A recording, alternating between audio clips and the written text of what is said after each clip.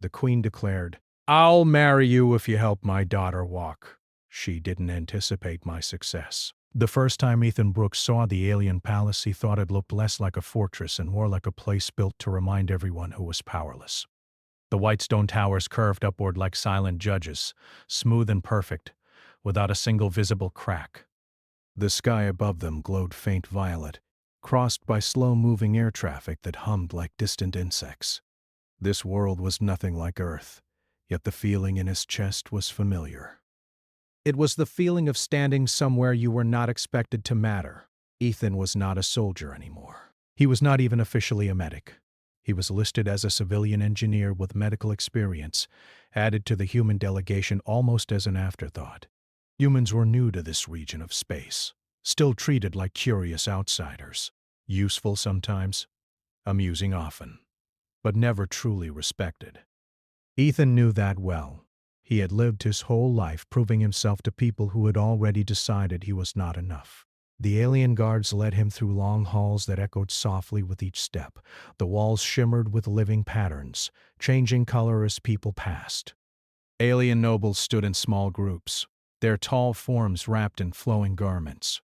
Their eyes followed Ethan, some with curiosity, others with quiet disdain.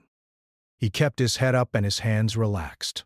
He had learned long ago that confidence, even when borrowed, could buy you time. At the end of the hall waited the throne chamber. Queen Illyra sat upon a raised seat carved from crystal and metal. She was taller than most of her kind, her posture straight, her expression calm but sharp. Her eyes were pale gold, ancient and heavy with responsibility. Beside the throne stood several advisors and healers, all silent as statues. But Ethan's attention was drawn to the small figure seated on a cushioned platform near the throne. Princess Luma. She looked young, much younger than Ethan had expected. Her legs were wrapped in soft fabric and positioned carefully, as if they did not fully belong to her. Her hands rested in her lap, fingers thin but restless. Her eyes were bright, intelligent, and deeply sad.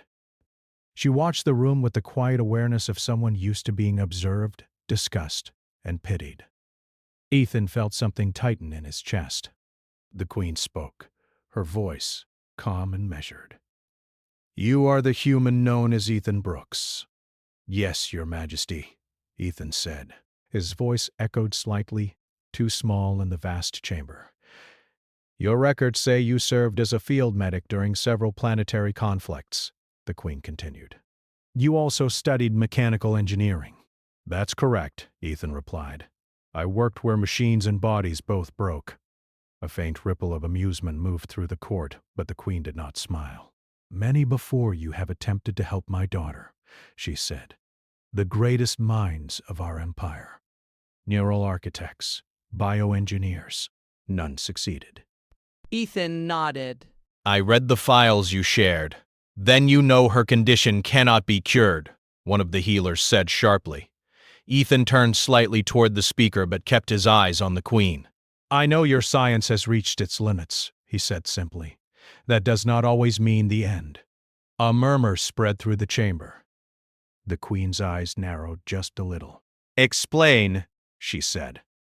Ethan took a slow breath. "On Earth, we learned that not all damage can be fixed by machines. Sometimes the body needs to be taught again, slowly, patiently. Sometimes progress is so small it looks like nothing at first." The healer scoffed. Primitive thinking. Ethan did not argue. He had learned that arguing rarely helped. Instead, he looked at Princess Luma. She was watching him closely now. "May I speak honestly?" Ethan asked. The queen studied him for a long moment. Then she nodded. "Your science tries to repair what is broken," Ethan said. "Human medicine often works around it. We focus on what still functions. We build strength where we can. We accept time and effort as tools, not failures." The queen leaned back slightly. "And you believe this would allow her to walk?" Ethan hesitated. Honesty mattered. "I believe there is a chance," he said. "Not a promise." Not a miracle. Just a chance. Silence fell over the room. Then the queen laughed. It was not cruel. but it was sharp. A chance, she repeated. My empire has spent decades chasing chances. She leaned forward, her gaze intense. Very well, human. Let us speak clearly. If you succeed where my people failed, I will grant you anything you desire. The room stirred. Anything? Ethan asked quietly. Anything, the queen said. Then, with a hint of challenge in her voice, she added, I will even marry you, if that is your wish. Gasps echoed across the chamber. Ethan froze. He had expected many things. Exile, dismissal, maybe confinement. But not this. Slowly, he shook his head. Your Majesty, I did not come here seeking reward. The queen's lips curved slightly. Of course not. That is why the offer stands. Princess Luma looked between them, confusion and something like hope flickering across her face. Ethan felt the weight of the room pressed down on him. He thought of all the patients he had treated back home. People told they would never stand, never run, never live normal lives. Some of them had proven those words wrong, not because of miracles, but because someone had refused to stop trying. He bowed his head. If you permit me to try, he said, I will do everything I can. The queen studied him again, longer this time. At last, she nodded. You may begin tomorrow. You will have access to my healers, my facilities, and my daughter. Fail, and you will leave this world. Succeed, and history will remember your name. The guard stepped forward, signaling the end of the audience. As Ethan turned to leave, Princess Luma spoke for the first time.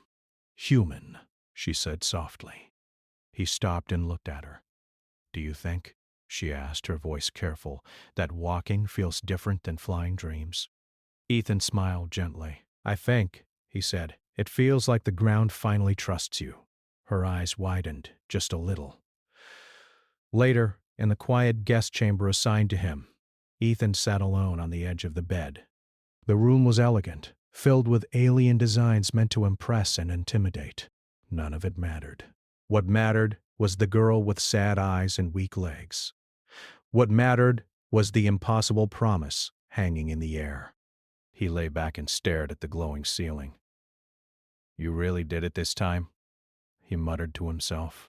Outside the palace walls, the Empire slept, unaware that a human with simple ideas and stubborn patience had just stepped into its heart.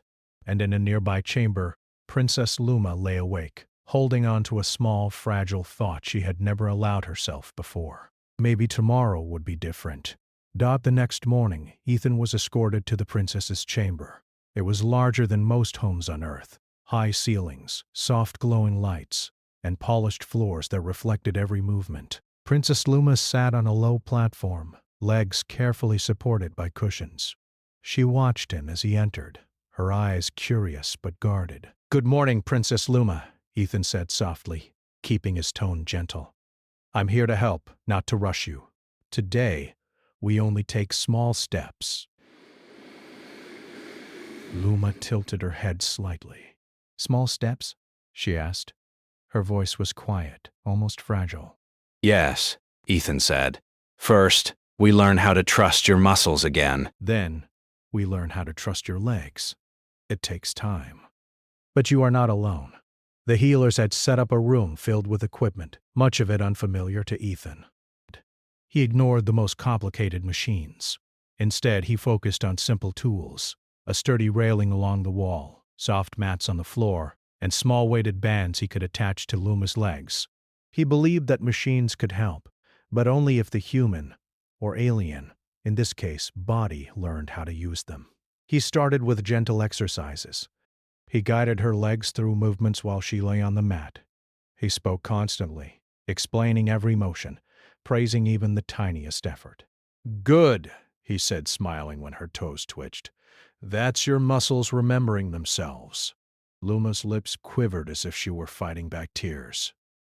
I've never done this before, she admitted. I know, Ethan said softly. But that is why we start slow. First, we learn what is possible. Next, we make it easier. Then one day you will stand on your own." The alien healers watched in silence.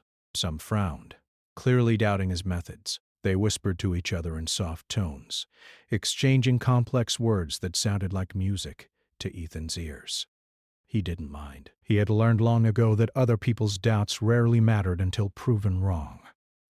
As days passed, the exercises grew longer and slightly harder. Ethan encouraged Luma to move her legs without full support. He held her hand, supporting her balance, speaking words of reassurance. Sometimes she laughed, sometimes she cried. One afternoon, after a particularly long session, Luma sat on the mat, panting slightly. Ethan knelt beside her, brushing a strand of hair from her face.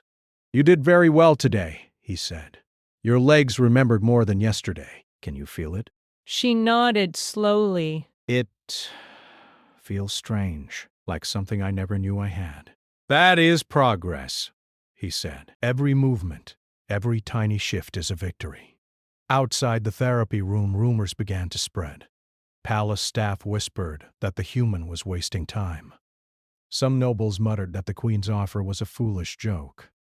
A few of the healers complained openly, saying that no human could teach a princess to walk, that their science was far superior. Ethan ignored them. He had little interest in politics. He cared only about progress.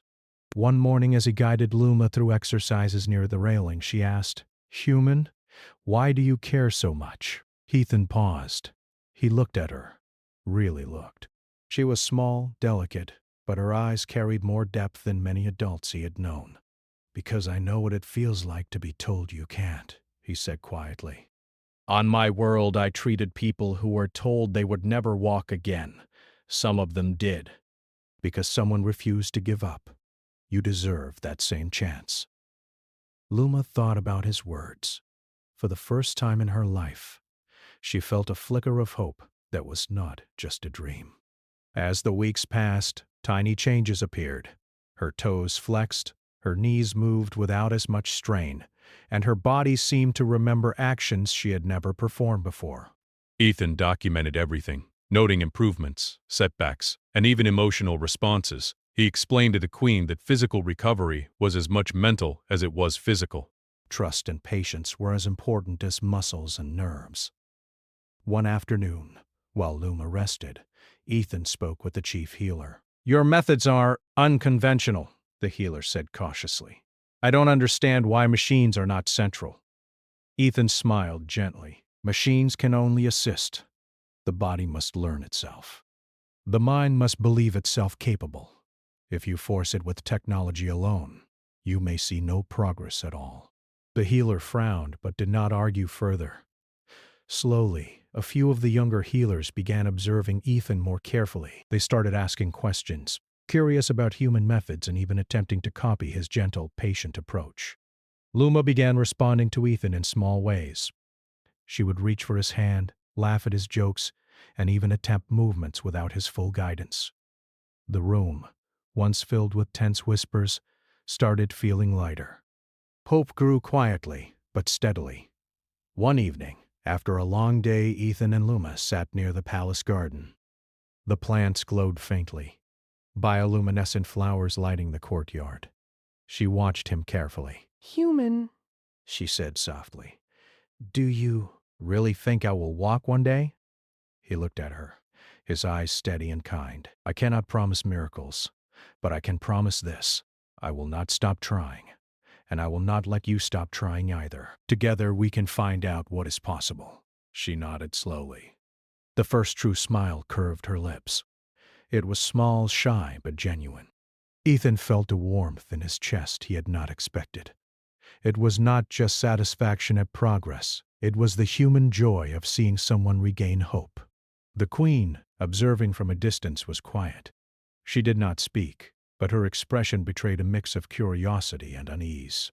Ethan knew she did not believe humans capable of real success. Her pride would not allow her to show hope until it was undeniable. Soon word of the session spread beyond the palace walls. Servants, guards, and even other nobles began whispering about the human who treated the princess. Some mocked him, calling it foolish and naive. Others began watching secretly, hoping for a small miracle, even if they would never admit it aloud. One morning, Luma attempted to lift her legs without support. Her knees trembled. Ethan held her hands lightly, ready to catch her if needed. She pushed slowly, almost painfully. For a moment, nothing seemed to happen. Then her foot shifted slightly, and she giggled in surprise. Look! She exclaimed, a spark of triumph in her voice. My foot moved by itself! Ethan smiled, heart swelling. Yes, exactly. That is how we begin. One movement at a time. Today it is your foot. Tomorrow it will be your leg. The healers, watching silently, could not hide their astonishment. Even the queen leaned forward slightly, eyes fixed on her daughter. The impossible, it seemed, had taken its first fragile step. As days turned into weeks, Luma's strength grew. She could sit longer without support, lift her legs more freely, and her laughter became more frequent. Ethan remained patient, reminding her that recovery was not a race. Every day counted, and every day mattered. One afternoon, a younger noble approached Ethan quietly. Why do you bother? She asked. Even if she moves, the Empire will never accept a human's methods. Ethan shook his head gently. It is not about the Empire. It is about her. Progress is always worth it when it changes a life. The noble stared at him, confused, then walked away. Ethan returned to Luma, who was trying to balance on her knees for the first time. You see, he said encouragingly. Every attempt is success, every fall teaches us how to rise. Luma laughed again, a sound that filled the room more fully than any music or announcement. It was a sound the queen had not heard in years. That night, Ethan wrote in his journal, recording the day's progress. He paused when he reached a thought he did not expect to feel. Hope. He had seen hope fade many times in human patience, and yet it returned now, fragile but persistent, in alien eyes. He thought of the queen's challenge and the promise she had made. He did not fear it. Instead, he felt the weight of responsibility. Success would not just change Luma's life. It could shake the beliefs of an entire empire. And for the first time, Ethan allowed himself a small, private smile. The impossible was no longer as far away as it had seemed. Princess Luma, lying on her mat, watched him write. She did not yet understand what he was doing, but she understood that he cared, more than anyone had ever cared. And that care, Ethan knew, was the first real step toward walking, not just for her legs, but for her heart. The Empire, still asleep, could not yet imagine what was coming. The human outsider, quiet, patient, and stubborn, was beginning to change everything. Days turned into weeks, and Princess Luma's progress became undeniable. Ethan continued his gentle exercises, guiding her legs, encouraging small movements, and praising even the tiniest effort. She was learning to balance on her knees, then on her feet with support, and each small success was a quiet victory. The palace, once calm and controlled, now buzzed with whispers. Some nobles were angry that a human could achieve what their greatest scientist could not. Others were quietly fascinated. No one could deny that Luma was changing, that her body was responding in ways that had seemed impossible. Even the queen herself was beginning to feel something she had not expected: hope. You are improving faster than anyone imagined, Ethan said one morning as he adjusted a strap on Luma's ankle. How do you feel? Luma looked down at her trembling legs and smiled shyly. I feel different, like my legs are waking up. Good, Ethan said, squeezing her hand gently. That is exactly what is happening. Your muscles are remembering themselves, and your mind is learning to trust them again. The healers had started observing more closely. Some whispered to each other in admiration. A few younger healers even asked Ethan questions, trying to understand his methods. The older ones remained skeptical, but they could not ignore the results. One afternoon, while Ethan helped Luma practice standing with a railing, a loud crash echoed from the hallway. A group of nobles entered, their expression sharp. They had been plotting behind the queen's back, hoping to discredit the human and prove that her methods were useless. This is nonsense, one of the nobles shouted. You waste time with simple exercises while the Empire's finest machines gather dust. Ethan did not flinch. He kept his hands on Luma's shoulders, supporting her as she adjusted her balance. "Machines cannot teach trust," he said calmly. "They cannot teach patience. Only effort, care, and persistence can do that." The noble scoffed, but Luma spoke up. Her voice was small but firm. "I am learning," she said, "and I feel stronger every day." The room fell silent. Even the nobles could not argue with that. Ethan smiled at her quietly. She was not just walking towards strength, she was finding her own voice. Later that evening, Ethan reviewed his notes. He realized how far she had come. The first tiny movements had become coordinated shifts of weight. Her toes flexed on command, her knees bent, and her hips began to support her. Progress was slow, but real. He understood that soon she might attempt her first unassisted step. The queen watched silently from a distance. She had grown quiet, almost contemplative. Ethan's success was undeniable, yet she worried. If a human could succeed where her empire had failed, what did that mean for her authority, for the beliefs she had built her rule upon?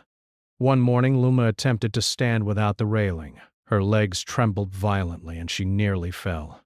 Ethan rushed to support her, holding her hands firmly. "Slowly, princess," he said softly. "Feel your balance. Trust your legs. One movement at a time."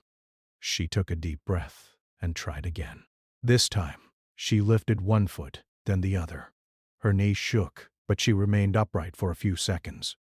A small smile spread across her face. "I did it," she whispered, amazed at herself. "Yes," Ethan said, smiling. "You are standing." That is a victory. News of Luma's progress spread through the palace like fire. Servants whispered in the corridors. Other nobles murmured in secret. Even some of the older healers began to reconsider Ethan's methods. Slowly, skepticism turned to awe, but not everyone was pleased. Certain factions within the empire grew nervous. They had relied on the belief that alien superiority was absolute. If a human could succeed, it threatened their authority. Secret meetings were held and small acts of sabotage began. Tools were misplaced, therapy schedules disrupted, and false reports were sent to the queen suggesting Ethan was failing. One night, Ethan discovered that several pieces of equipment had been tampered with. He carefully inspected the ropes and mats, ensuring that nothing would harm Luma. He realized that progress would not only depend on skill and patience, but also on his ability to navigate palace politics. Despite these challenges, Ethan did not waver. He remained calm and focused, protecting Luma and encouraging her. She responded with determination, learning to trust her own strength even in the face of setbacks. One afternoon, while practicing walking with a support bar, Luma paused and looked at Ethan. "Human, do you think I can walk without help?" Ethan knelt to meet her gaze. "I believe you can," he said. "You already have the strength. Soon, your legs will remember themselves. We just need time and effort." She nodded, though doubt flickered in her eyes. She had tried before and failed many times. But Ethan's confidence was steady, and it inspired her to keep going. As the days passed, Luma's progress became more remarkable. She could now support herself for longer periods. Her steps became less wobbly. She laughed more, moving with joy she had never felt before. Ethan praised her at every success, teaching her that small victories mattered as much as large ones. The queen, observing from afar, was conflicted. She had promised marriage if Luma could walk. Now, the possibility loomed closer. She felt admiration for Ethan, but also fear. What did it mean if a human changed the life of her daughter, and by extension, the empire? One evening, Ethan helped Luma practice steps in a quiet garden courtyard. Glowing plants cast soft light, making shadows dance on the polished floor. Luma took one careful step, then another, holding Ethan's hands lightly. "Yes, that's it," Ethan encouraged. "Feel the ground. Trust yourself." Suddenly, Luma stopped, looking terrified. I can't do it alone," she whispered. Ethan smiled gently. "You are learning. One day you will. Today, this is enough. Progress is not measured by speed, but by persistence. She relaxed, leaning on him slightly. Ethan felt a wave of pride. She was learning not just to move her legs, but to believe in herself. The palace corridors were silent that night, but rumors were beginning to circulate. Some whispered that a human might succeed where the Empire had failed. Others feared the implications. A small group of nobles began plotting how to discredit Ethan before he could finish his work. Ethan, unaware of these plots, focused solely on Luma. He guided her through exercises, adjusted her stance, and encouraged her with patient words. He knew that results would speak louder than whispers. One morning, Luma managed to stand for several seconds without support. Ethan cheered softly, holding her hands loosely. "Look at that," he said. "You did it." "Your body remembers itself." She giggled, surprised by her own strength.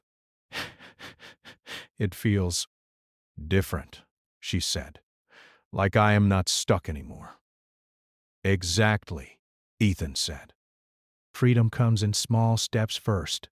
The queen, watching secretly, felt her chest tighten. She had underestimated humans. She had believed their methods too simple, too weak. Yet here was proof of something she had never considered, that care, patience, and persistence could overcome even the greatest obstacles. As Luma practiced, Ethan thought of the challenges ahead. Unassisted steps would come next, and he would need to protect her from distractions, sabotage, and fear. But he believed in her. He had seen what humans and aliens alike could achieve when they refused to give up. One afternoon, a minor accident occurred. A rope Ethan had prepared for balance was cut, clearly a deliberate act. Luma nearly fell. Ethan caught her immediately, steadying her. "It's okay," he said softly. "We will not let anyone stop us. Nothing will break our progress." Luma nodded, her eyes shining with determination. "I will not give up," she said firmly. Ethan smiled, feeling a surge of hope. She was not just learning to walk. She was learning to fight for herself, to trust her body, and to rise despite fear. The Empire, still uneasy, was beginning to notice. Whispers grew louder. Some nobles feared a human's success might inspire rebellion. Others feared the queen's approval of Ethan.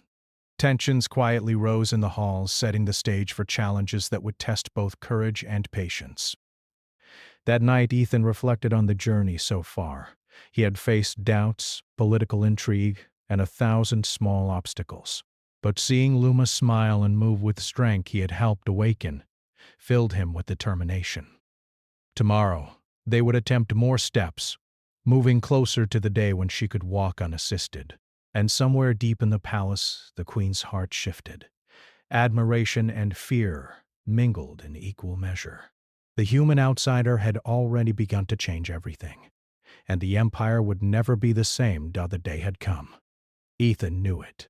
He had watched Luma's progress for weeks, seen the small victories, the growing strength, and the confidence in her eyes. Today they would try something new, her first steps without direct support. It was risky, but the moment had arrived. They started early in the morning. Sunlight filtered into the palace courtyard, casting a gentle glow over the smooth stone floors. Glowing plants shimmered at the edges, and a soft wind rustled through the alien trees. Luma stood near the railing, her hands barely touching it for balance. Ethan knelt beside her, ready to guide her if she wobbled. "Remember," he said softly, "one movement at a time. Trust your legs. Trust yourself." Luma nodded. Her face was serious, her lips pressed together. She had felt fear before, the fear of falling, of failing, of disappointing everyone around her. But Ethan's quiet confidence made her believe she could try, and she did. She lifted one foot slowly. Her toes trembled. Ethan held his hands near her, not touching, only ready. She took another step. A wobble, a near fall, but she held herself. "Good," Ethan whispered. "Keep going. Feel the ground. Every step counts." She blinked, surprised at her own strength. She moved forward again. This time, 2 steps in a row. Laughter bubbled from her lips. a sound of pure joy that filled the quiet courtyard. "I'm walking," she exclaimed, almost in disbelief. "Yes," Ethan cheered, clapping softly. "Look at you, see what patience and effort can do." From a balcony above, the Queen watched. Her expression was unreadable, but inside, a storm of emotions raged: pride, fear, amazement, and the realization that she had underestimated humans. She had promised marriage if Luma could walk, and now it seemed that moment was within reach. The palace staff began to notice. Guards, servants, and even some nobles peeked into the courtyard. Whispers spread quickly. "The human has done it. The princess is walking." "Impossible!" As Luma continued, a few skeptical nobles tried to interrupt, claiming the princess was overexerting herself. Ethan gently but firmly dismissed them. "This is her choice," he said. "She decides her own pace." "You will see results because she trusts herself." Luma paused, breathless but smiling. She looked at Ethan. "I can do more," she said, a spark of determination in her eyes. "That's the spirit," he said. "One step at a time, then two, then three. Trust yourself." She began again, step by step, slowly, steadily. The railing became less important. She relied more on her own strength. For the first time she felt free, unbound by fear or weakness. The Queen descended to the courtyard quietly, her flowing robes making soft whispers on the stone floor. She stopped a few feet away, watching as her daughter walked independently. Her heart ached and swelled at the same time. Pride and fear collided. This human, a mere outsider, had done what her greatest scientists could not. Luma stumbled slightly, but Ethan was there, moving with her instinctively. "Steady," he said. "You've got this. Don't give up." She took another step, stronger this time. Laughter rang out again. She turned to look at the Queen. "Mother." "I'm walking." The Queen's eyes glistened. For years she had seen her daughter sit, helpless and small, confined by what even the Empire could not cure. Now Luma stood tall, if a little unsteady, and took steps of her own. "Remarkable," the Queen whispered, almost to herself. "Truly remarkable." Word spread quickly. Soon the entire palace knew. People gathered in corridors, whispering and pointing. The impossible had happened. A human had taught an alien princess to walk, but not everyone was pleased. Some nobles, enraged by the threat to their authority, plotted quietly. They feared the Queen's admiration for Ethan and Luma's newfound independence. They whispered of sabotage and manipulation. Some even considered public embarrassment to discredit the human and protect their own power. Ethan, unaware of these schemes, remained focused. He guided Luma through repeated steps, encouraging her, smiling with each success. She learned not just to walk, but to trust herself, to feel the strength in her legs, and to know that falling was part of learning. The Queen, watching closely, finally spoke aloud. "Ethan Brooks," she said, her voice steady but filled with emotion, "you have done what no one else could. My daughter walks because of you." Ethan bowed his head respectfully. "Thank you, Your Majesty. It is her courage and persistence that made it possible." "I only guided her." Luma ran to Ethan, laughing and wobbling, and wrapped her arms around him. "Thank you, human," she said. "I walked." The Queen's eyes softened, but she remained thoughtful. She had promised marriage, but now she saw Ethan as more than a simple human outsider. He had brought change, hope, and courage to her empire. She had underestimated humans, and now she had to reconsider everything she had believed. Over the next few days, Luma practiced more and more. She could walk longer distances without support, turn corners, and even take small runs. Her confidence grew, and her joy was contagious. Palace staff and nobles alike began to admire her progress. The healers who had once doubted Ethan now watched in awe. Yet tensions remained. The nobles who feared human influence did not give up. They whispered to the Queen about tradition, power, and the risk of giving influence to an outsider. They tried to sow doubt, claiming Luma might fall, or that Ethan's methods were dangerous. The Queen, however, had seen the results with her own eyes. She could no longer dismiss the human success. She knew that progress was real, and that strength had come from patience, trust, and care, not arrogance or pride. One afternoon, Ethan took Luma to a wide hall for practice. It was empty except for them. He encouraged her to walk from one side to the other without holding anything. Her legs shook, but she pushed forward. Step by step, she made it across the hall.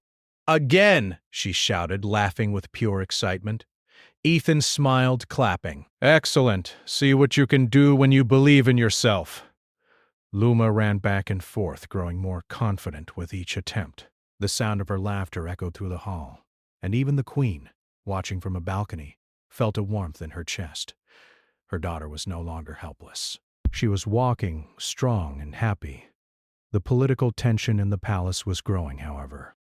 Whispers of human influence reached the ears of the Emperor's advisors.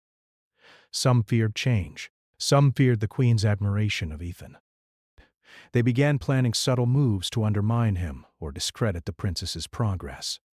But for now, the Queen's trust in Ethan and the undeniable results kept them in check. That evening, Ethan and Luma sat quietly in the palace garden. Glowing plants bathed them in soft light. Luma leaned against him, exhausted but happy. "I feel like I can do anything," she said softly. "And you can," Ethan said, smiling. "Strength comes from trying, from refusing to give up. Remember that. You will need it as you grow." Luma nodded. "Thank you for believing in me." Ethan's smile softened. "I only did what anyone would do for someone they care about." "You taught me patience, too." The Queen watched from a distance. Reflecting on what had happened, she realized that humans were not weak, as many of her people believed. They were persistent, compassionate, and clever in ways her empire had overlooked. And most importantly, they could inspire change. The palace slept that night, but the ripples of Luma's first independent steps spread quietly. The empire had witnessed the impossible, and the story of the human who taught the princess to walk would not soon be forgotten. Ethan knew more challenges lay ahead. Political intrigue, nobles who wished to discredit him, and the pressure of the Queen's promise all weighed heavily. Yet for the first time he felt that real change was possible, not just for Luma, but for the entire empire. And somewhere deep inside, Princess Luma dreamed of running, of exploring, and of a future where she would never again be limited by what others said she could not do.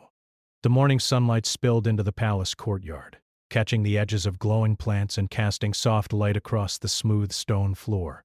Princess Luma stood at the center, her legs steady, her eyes bright. Ethan watched her closely, ready to offer guidance but not holding her.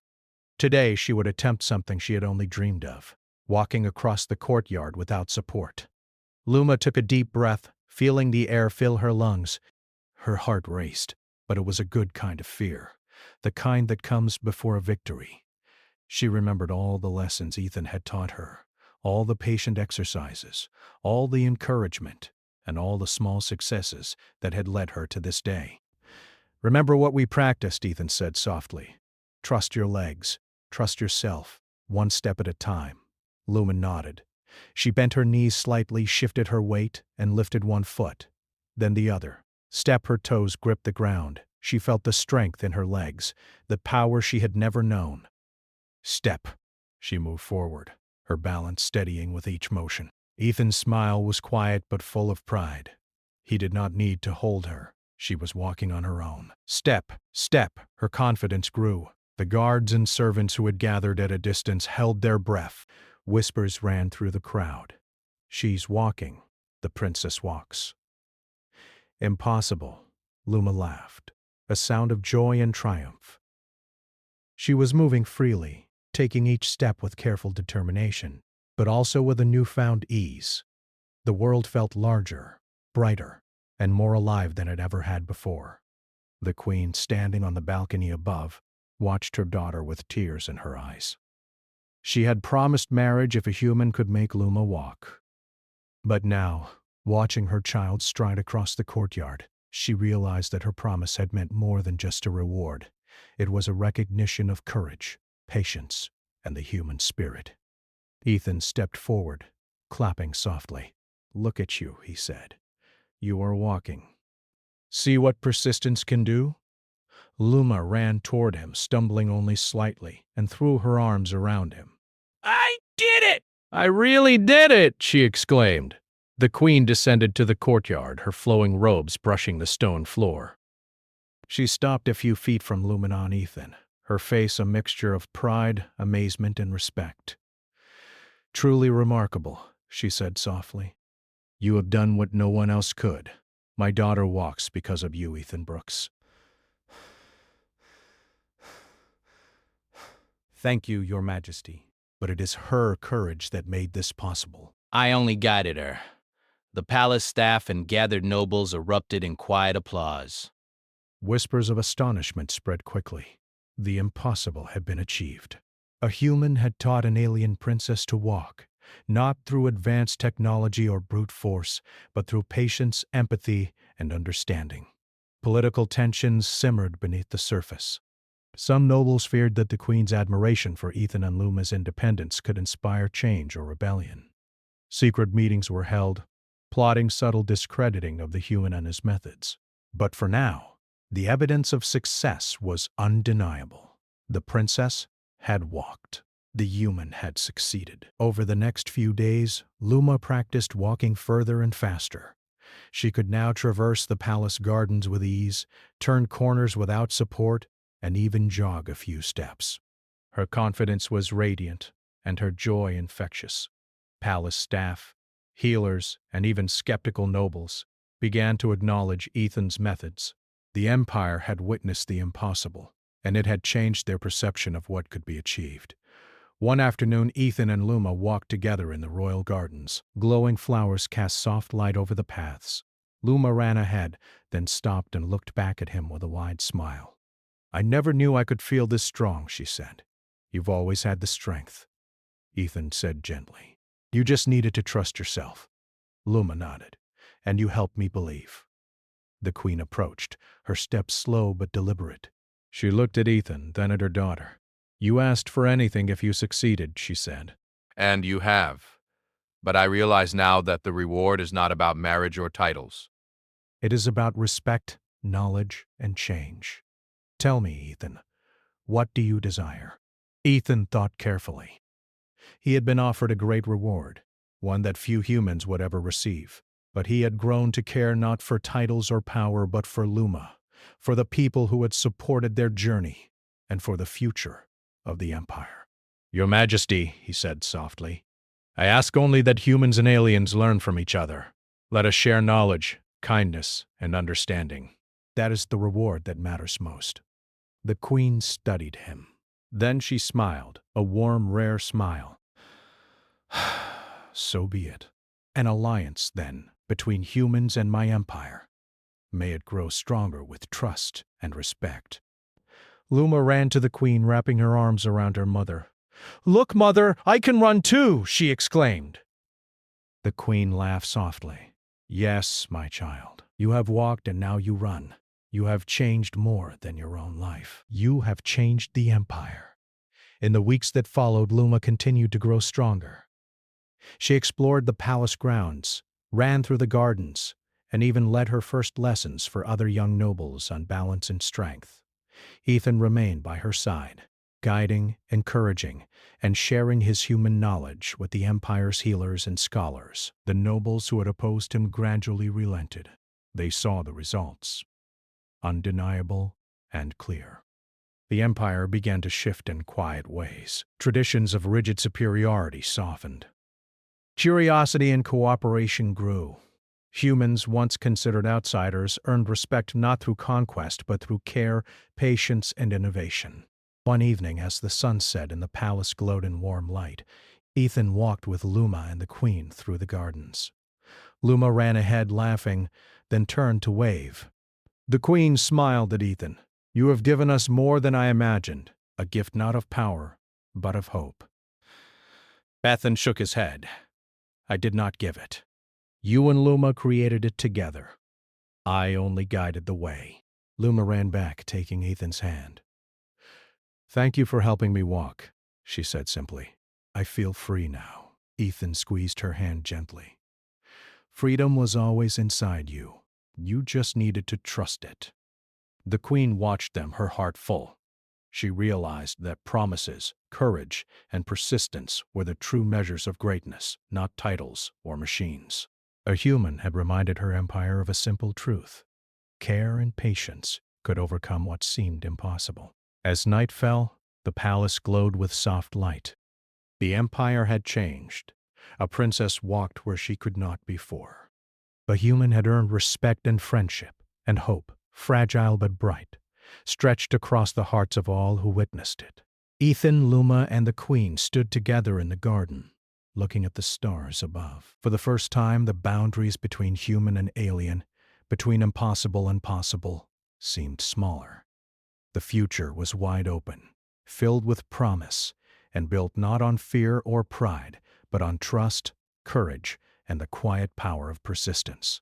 Princess Luma ran ahead, then paused, turning to smile at Ethan. Come on, she said, her voice bright and full of life. The universe is waiting, Ethan laughed softly, taking her hand.